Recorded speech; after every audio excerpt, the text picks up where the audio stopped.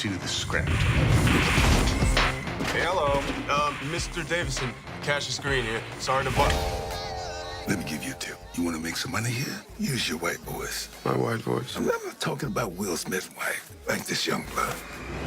Hey, Mr. Kramer. This is Langston from Regal View. Throughout the movie, I kept thinking about that old film, Putney Swope. Do you know that movie? I know of it because many people have brought it up, and I have not seen it yet. Oh, okay.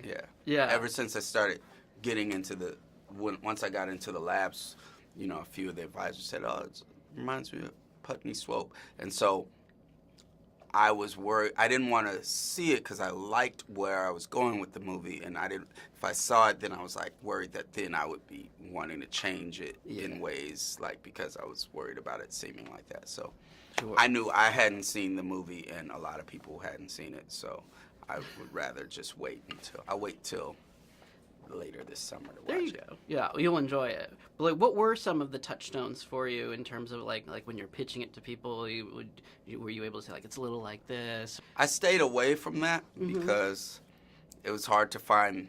When you do that and you're pitching to investors, you want it to be movies that made a lot of money. Yeah. You know, like I would have had to been like, it's a little bit of the novel, The Invisible Man, mixed with other things that I don't want to give up because of spoilers. Sure. And, you know, and the Gabriel Garcia Marquez novel. Yeah. You know, like, yeah. they'd be like, okay.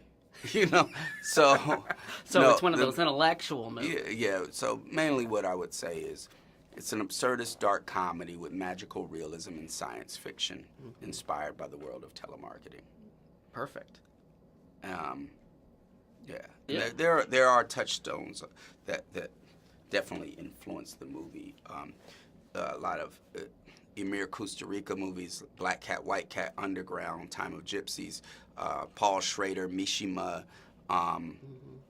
some of the Michael Cimino movies in ways that may not make sense to folks, but like Deer Hunter and Heaven's Gate, and Milos Forman, Loves of a Blind, like things that all those last three films did with crowds and did with the people creating space in there.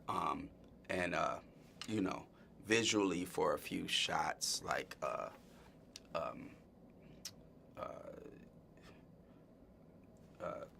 Color of Pomegranates, stuff like that.